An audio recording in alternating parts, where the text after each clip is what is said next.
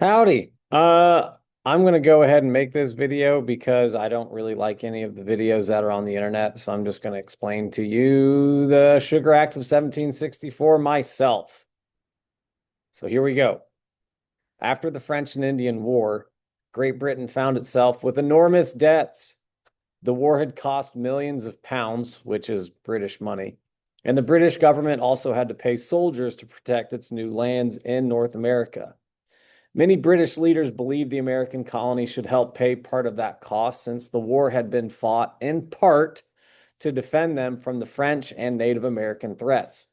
To raise money, Parliament passed a law called the Sugar Act of 1764, which is officially known as the American Revenue Act. This act placed taxes on sugar, molasses, and other goods imported into the colonies from the West Indies, which is in the Caribbean. It was one of the first major attempts by Britain to increase revenue directly from the colonies rather than through trade. Politically, the Sugar Act created major political tensions between the colonies and Britain. Before this act, colonial assemblies, like the Massachusetts or Virginia legislature, had the power to decide on local taxes. The Sugar Act changed that. It was a tax passed by the British Parliament in London, where the colonists had no representatives. Colonists argued that only their elected assemblies had the right to tax them. They called this violation of their political rights, taxation without representation. Another political issue was enforcement. The British government wanted to make sure no one avoided paying the tax, so they allowed smugglers to be tried in special admiralty courts run by judges, not juries.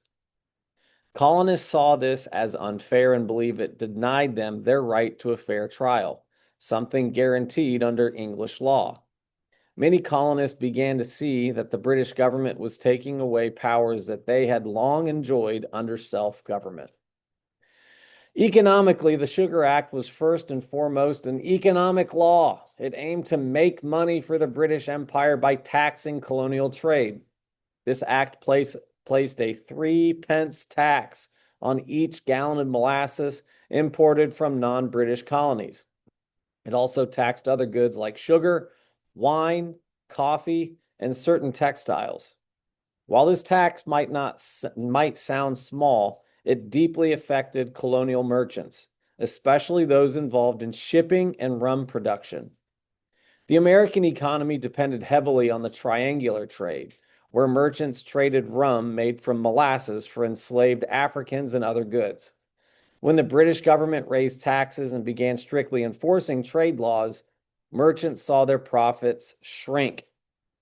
To make matters worse, Britain also increased inspections of ships and required more paperwork to prevent smuggling.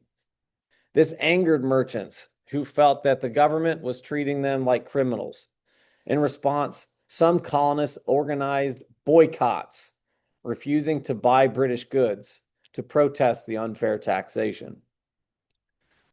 Culturally and socially, beyond money and politics, the Sugar Act also had a major impact on colonial culture and society. For many colonists, this law was their first real experience of feeling mistreated by Britain, their mother country. Newspapers, pamphlets, and town meetings became centers for debate and discussion. Writers like James Otis argued that taxation without representation is tyranny. These discussions helped spread a new sense of colonial unity. People who had once thought of themselves mainly as Virginians, Bostonians, or New Yorkers began to see themselves as Americans with common goals and shared grievances. This act also showed how ordinary citizens could participate in politics through protest and discussion. The growing distrust of the British government began to shape colonial identity, creating a culture that valued liberty, fairness, and self-rule. Self-rule can also be explained by the term popular sovereignty. Geographically, the Sugar Act affected different regions of the colonies in different ways. Port cities such as Boston, New York, and Philadelphia were hit the hardest because they were centers of trade. Merchants in these areas relied on importing goods from the Caribbean or the West Indies, especially molasses used to make rum. When the new taxes and trade restrictions went into effect, these ports suffered financially. Geography also played an important role in enforcement. The British Navy patrolled the Atlantic Ocean and coastal harbors to stop smuggling. Ships were searched more often and custom officials became more strict. This created tension in places that depended heavily on maritime trade, or trade that's on the ocean, and made colonists feel like they were under constant British surveillance. From the British point of view, the Sugar Act seemed both fair and necessary. The war with France had protected the colonies, and now Britain faced the cost of maintaining soldiers along the new western frontier, the Proclamation of 1763. British officials believed the colonists benefited the most from the empire's protection, so they should contribute to paying for it. They also wanted to end the widespread smuggling that had been common in the colonies. Smuggling allowed colonists to avoid paying duties and weakened Britain's control over trade. Parliament thought that cracking down on smuggling and collecting taxes would make the empire stronger and more orderly. Many British leaders were surprised by the anger that the act caused in America.